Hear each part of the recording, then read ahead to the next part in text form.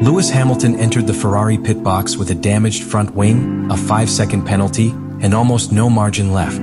Then the release light turned green while a mechanic was still working directly in front of the car. Hamilton accelerated, the mechanic was knocked to the ground, and the adjustment that could have saved the race was never completed. The mechanic was all right, but Ferrari's real problem was only beginning, because one mistimed signal had exposed a dangerous failure in communication, cost Hamilton his best chance of reaching the podium, and left the entire team facing one brutal question: who released the car too early? Subscribe to the channel. The most frightening part of Ferrari's pit stop was not the speed of the car. It was the fact that everyone appeared to be following a different version of the same plan. Hamilton arrived with 3 urgent problems. He had a 5-second penalty. He had damaged the front wing in the contact with George Russell. And he had already told Ferrari that the car was becoming extremely difficult to turn. That meant this was never going to be a normal tire stop.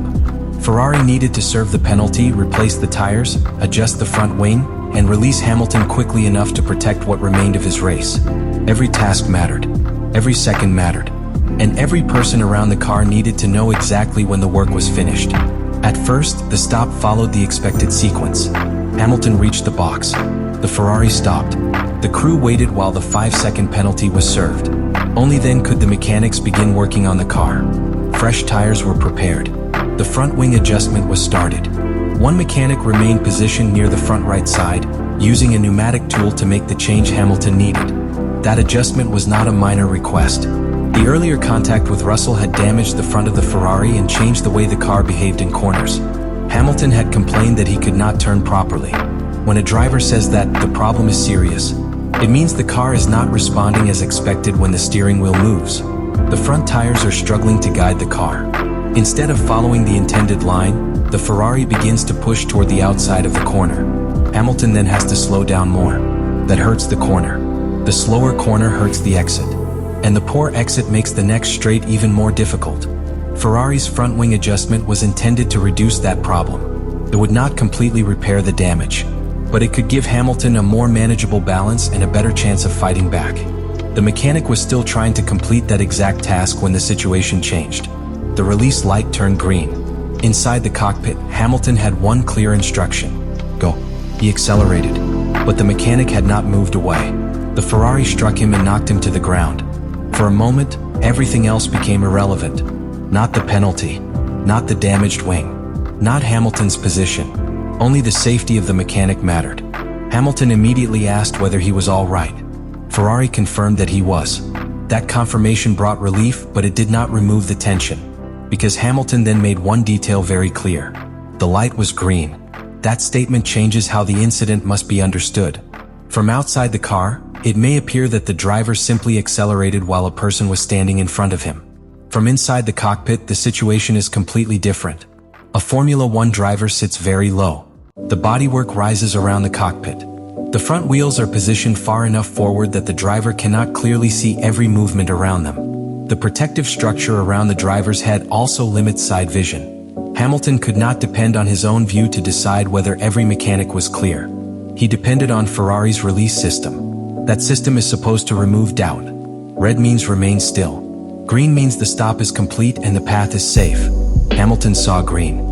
The mechanic's position showed that the car was not ready to leave. That contradiction is the heart of the chaos. The driver followed the signal. The mechanic continued the assigned job. Neither action should have created danger on its own. The danger appeared because Ferrari allowed both actions to happen at the same time.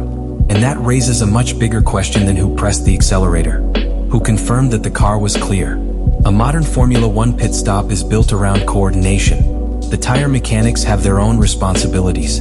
The front wing mechanic has another. The person controlling the release must know that every task is complete. The car cannot leave simply because the tires are attached. It cannot leave because most of the crew has stepped back. It can only leave when everyone is safe. One person still working in front of the car means the stop is not finished. Yet the signal told Hamilton that it was. That is why the green light became more important than the impact itself. The impact was the visible result. The green light was the failure that caused it.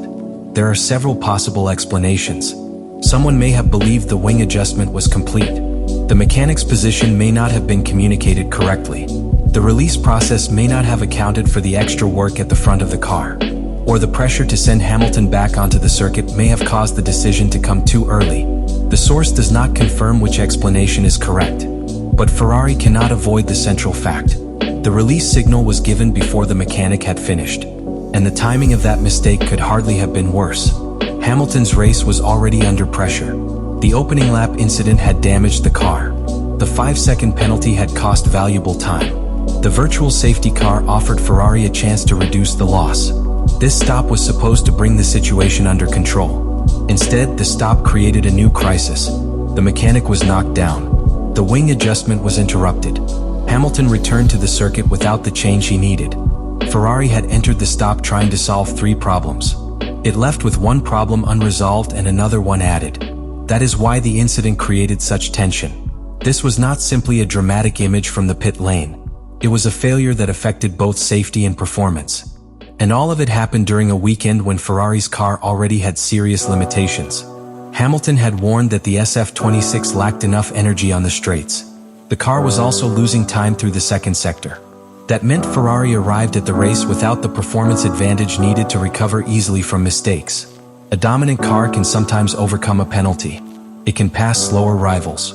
It can create new strategic options. Ferrari did not have that luxury. Every error remained visible. Every lost second became difficult to recover. Every piece of damage affected several parts of the lap. The front wing problem was especially destructive because it attacked the beginning of every corner sequence. Hamilton had to brake earlier. He had to wait longer before accelerating. That reduced the speed he carried onto the straight. Then Ferrari's energy problem made the straight even weaker. The car was already compromised before the electrical power began fading. So Hamilton was not losing time in one place. He was losing it in connected stages. The damaged front hurt the turn. The poor turn hurt the exit. The poor exit hurt the straight. The energy shortage increased the loss. Then the next braking zone arrived and the cycle began again. The front wing adjustment could not have made the car perfect, but it was Ferrari's best available attempt to interrupt that cycle. The mechanic was working on the exact area that might have made Hamilton more comfortable. Then the release light ended the work. That is why the unfinished adjustment became a symbol of the entire weekend. Ferrari had the right idea. It had the opportunity. It had the mechanic in position, but it did not complete the action.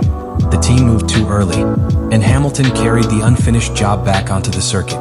Still, he recovered to 4th. That recovery revealed something important about his performance. Hamilton did not abandon the race emotionally. He did not allow the penalty or the damage to remove him from the fight. He adjusted. He searched for places where the car remained usable. He managed the limitations and waited for an opportunity. When Piastri's damaged McLaren came within reach, Hamilton took the position. That overtake did not erase the earlier problems. It made them more painful, because it showed that Hamilton still had enough pace to threaten the podium. He was not cruising to a distant finish. He was fighting near the front despite the compromised car. That means Ferrari's operational failure cannot be separated from the result. Again, it cannot be proven that the adjustment would have produced 3rd place. But Ferrari deprived itself of the chance to find out. That is the real sporting cost. The team had one opportunity to improve Hamilton's damaged car. It lost that opportunity through its own release procedure. And when the race ended 1 position short of the podium, the consequence became impossible to dismiss. Leclerc's 2nd place made the contrast even sharper. One Ferrari reached the podium. The other finished 4th after a race filled with damage and confusion. That proved the car had enough performance to compete for a major result under the right circumstances. It also proved how little protection Ferrari had when those circumstances broke down. Leclerc managed the limitations. Hamilton faced the same limitations, then added front wing damage, a penalty, and an incomplete adjustment. The difference between their results was not simply driver pace. It was the difference between managing an imperfect car and surviving a compromised one. And Ferrari must understand that distinction, because the next problem may not begin with contact. It could begin with a slow tire change, a damaged sensor, a poor strategy call, a communication error. The specific trigger may change. The real test is whether the team can prevent one issue from becoming a chain. In Belgium, it could not. The Russell contact became wing damage. The wing damage became a handling problem. The handling problem required an adjustment. The penalty complicated the stop. The stop became an unsafe release. The unsafe release prevented the adjustment. The unfinished adjustment followed Hamilton to the finish. Every step made the next one worse. That is not how championship teams protect a race. Championship teams contain damage. They separate one failure from the next. They create procedures strong enough to remain safe even under pressure. Ferrari's procedure failed at the moment when pressure was highest. And that is why the tension will not disappear simply because the mechanic was unharmed. Relief is not the same as resolution. The team still needs an answer. Hamilton still needs confidence in the signal. The mechanics still need confidence that the car will remain stationary until their work is complete. And Ferrari needs confidence that its recovery plans will not create a new crisis. Without that trust, every future stop carries a shadow from Belgium. The driver sees green. Does he leave instantly? The mechanic hears the engine rise. Does he know the system has truly accounted for his position? The team watches the car. Does everyone believe the same task is complete? In Formula One, hesitation costs time. But blind trust can become dangerous when the system has already failed once. Ferrari must restore that trust before it matters again. And the solution cannot be a vague promise to be more careful. Care is not a procedure. Ferrari needs a clear mechanism that prevents release while any mechanic remains in a dangerous position. It needs communication that cannot be misunderstood. It needs every additional task, including front wing adjustments, to remain visible in the release sequence. And it needs the person or system controlling the light to receive complete information. Because the green light must mean only one thing. The work is finished. The crew is clear. The car is safe to move. In Belgium, it meant none of those things. That is the deepest reason the incident created such enormous pressure. The impact itself lasted a moment. The questions reached much further. Hamilton had trusted the light. The mechanic had trusted the car would remain still. Ferrari's process failed both of them. The team escaped serious injury. It did not escape responsibility. And when the race ended with Hamilton one place away from the podium, the sporting damage joined the human danger. Ferrari had lost control of the stop. Hamilton had lost the adjustment.